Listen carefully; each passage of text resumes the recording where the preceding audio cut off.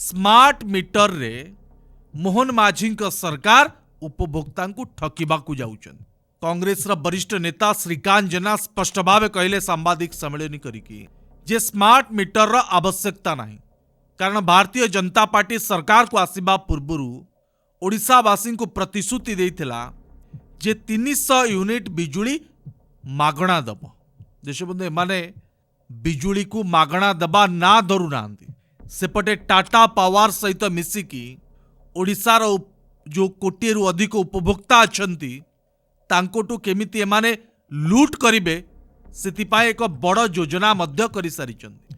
राज्य तहबिल 735 कोटी टंका खर्च करिकी एमाने आपणको घरे स्मार्ट मीटर लगेबे।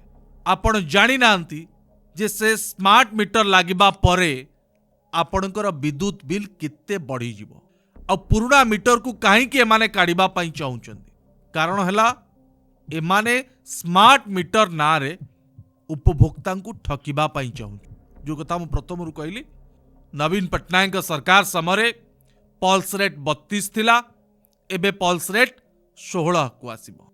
अर्थात आपण को जो 100 टंका विद्युत बिल दौले एबे 200 टंका देबे, अधारु अधिक आपणकर विद्युत बिल बढ़िबो।